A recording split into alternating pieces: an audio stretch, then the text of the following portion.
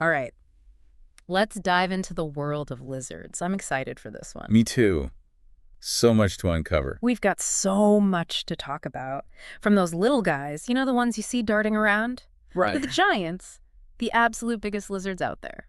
And when you think about it, lizards are found just about everywhere, Yeah. adapting to all kinds of crazy environments. Exactly. Yeah. You reached out and wanted to learn more about lizards, and you picked out this awesome YouTube video aimed at kids. Yeah.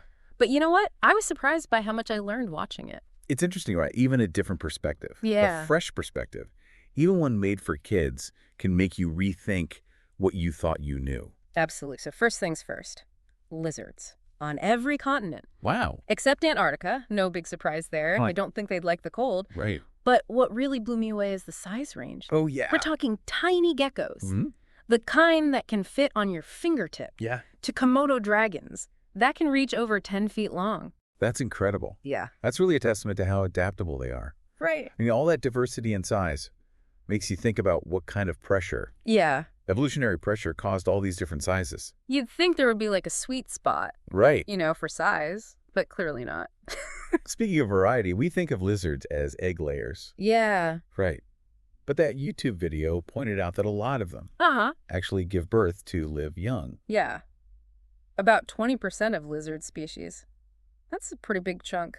Wow. It makes you wonder what advantages, come with each type. Oh, totally. Maybe laying eggs is better in some places, live birth in others. Makes you think about the trade-offs, right? Yeah. Like maybe carrying eggs around makes you vulnerable, to predators. Uh-huh. But then again, leaving them in a nest isn't exactly safe either. It's true. There are always it's like evolution isn't about finding a perfect solution. Yeah. It's about finding what works best in a Yeah. bunch of different situations. Absolutely. Okay. So we've got different sizes, different ways of having babies. Mm-hmm. But what are they all eating? What are all these lizards eating? I mean, I'm guessing insects, right? For a lot of them, yeah. Most lizards are carnivores, Right. and insects are definitely on the menu. Okay. But a lot of them are what we call opportunistic eaters. They'll eat whatever's available. So they're not picky. Nope. Can't be when you're trying to survive. Makes sense. But are there any lizards that break the mold that aren't carnivores? Well, there are. The iguana. They're mostly herbivores. Perfectly happy munching on leaves and fruit. Which would explain why they're such popular pets. No crickets for them. Right. But think about it. You're an herbivore Yeah. in a world full of insect eaters. Mm-hmm. That must have its own challenges. For sure. They have to have special adaptations, like a digestive system that can handle plants. And their lifestyle reflects that. Right. They're usually really good climbers. Right. They spend a lot of their time in trees. Easy access to leaves and fruit. It all makes sense when you see how it all fits together. Right. Diet and lifestyle and all that. But let's talk about a lizard that's definitely not a gentle herbivore. Okay. The Komodo dragon. Oh, yeah. Now, that's a lizard with a reputation. And rightfully so. The Komodo dragon is the largest living lizard. Wow. You can only find them on a few Indonesian islands. Huh. And these guys, they can get huge. Yeah. Up to 10 feet long, way over 150 pounds. That YouTube video mentioned that they're like top of the food chain predators. Apex predator. Yeah, apex predators. And their hunting is fascinating and terrifying. When they're young, they'll eat bugs and snakes and birds. Mm. But when they grow up, their menu gets a serious upgrade. Oh, yeah. We're talking deer, pigs, even water buffalo. Oh. Their size and strength definitely help. Mm-hmm. But there's more to it than that. Right. They have venom, too. The video mentioned that the venom itself might not be what kills the prey.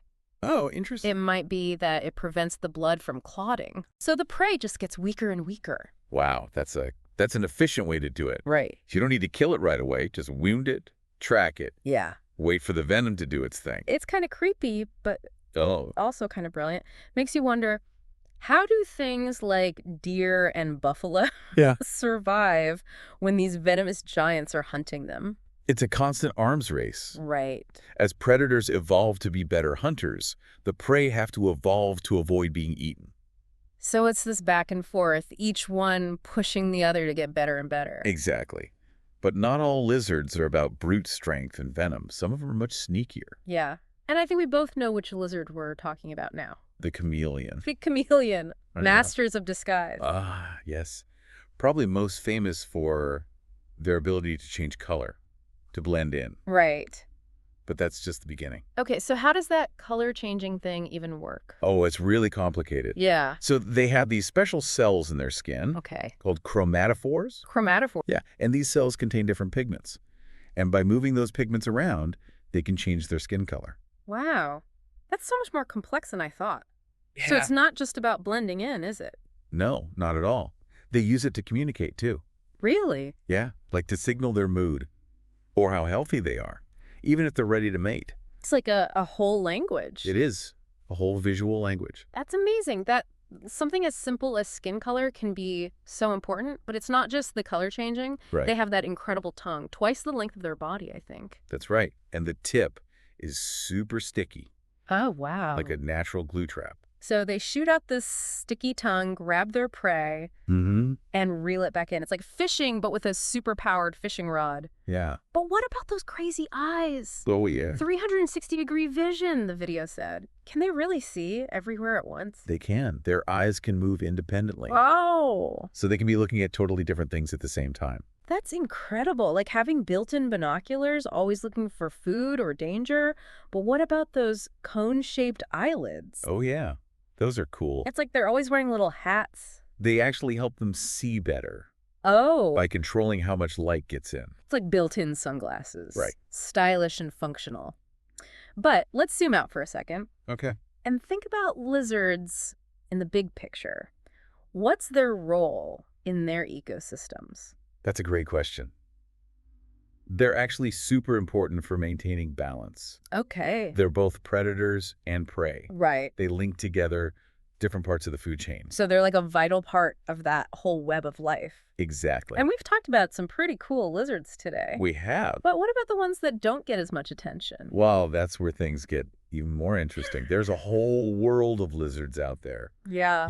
Yeah. that are just as fascinating Right. as the ones everyone knows about, Mhm. even if they aren't, super famous. I'm picturing all those smaller lizards, the ones hiding under rocks or camouflaged in the leaves. What are their challenges? I mean, just to survive. Well, a lot of them. Yeah. It's a constant game of hide and seek. Oh, yeah. They have to avoid being seen, Right. not just by predators, but also so they can catch their own food. Oh, wow. So they're being sneaky on both ends. Exactly. But camouflage only goes so far, right? Yeah. What about lizards that live out in the open, where they can't really blend in? That's when they have to get creative. Yeah. Some of them are incredibly fast Really? and agile, Yeah. like tiny athletes, darting around to avoid predators.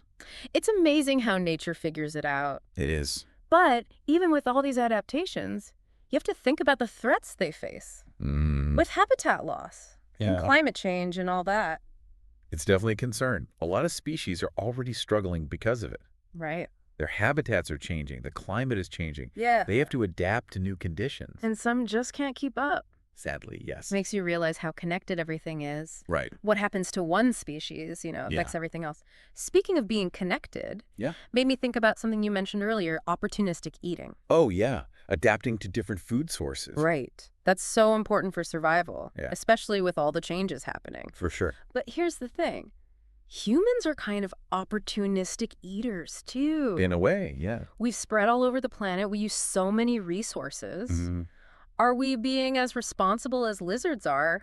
I mean, with our, quote, opportunistic eating. That's a really interesting question. Right. It makes you think about the consequences of our actions. Yeah. Lizards have figured out how to use resources Yeah. in a way that doesn't destroy their environment.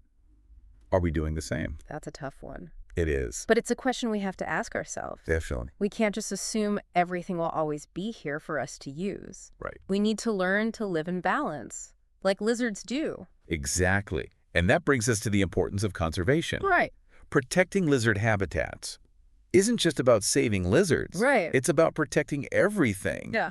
It's about protecting the system that keeps us all alive. Totally. Yeah. So what can we do to help? It can feel so overwhelming, right? Like, what can I do? Does it even matter? Well, I think the first thing is to stay informed. Okay. Learn about the problems Yeah. facing lizards in your area Yeah. and support the people trying to protect them. There are some awesome groups out there doing amazing work. There are. But what about our everyday choices? Mm. The things we buy, the way we live. Can that make a difference? Definitely. Yeah. Being mindful of what you buy. Yeah. where it comes from. Okay. That makes a difference. Right. Think about the companies you support. Mm-hmm. Are they doing things sustainably? Are they trying to limit their impact? It's like voting with your wallet, Exactly. supporting the businesses that align with your values. Yeah. And what about things like reducing plastic use? Right. Choosing local food? Do those things really help? They do. Every little thing adds up. Oh, wow. It creates a ripple effect. That's kind of inspiring, It is. that even small actions can make a difference. Absolutely. And we're not alone in this. There are so many people, so many groups Yeah. working to make the world a better place. All right. It's not just us. No. And when we work together, Yeah. we can make a much bigger impact. We can learn from lizards. Yeah. You know, they're masters of adaptation, Yeah. of resilience. Yeah. And we can learn to live in harmony with nature like they do. So as we keep learning about lizards, let's not just be amazed by them, you know? Let's be inspired by them, I love that. by how tough they are, how connected they are, and how they thrive, even when the world is changing around them. It's a powerful message, Yeah, especially now.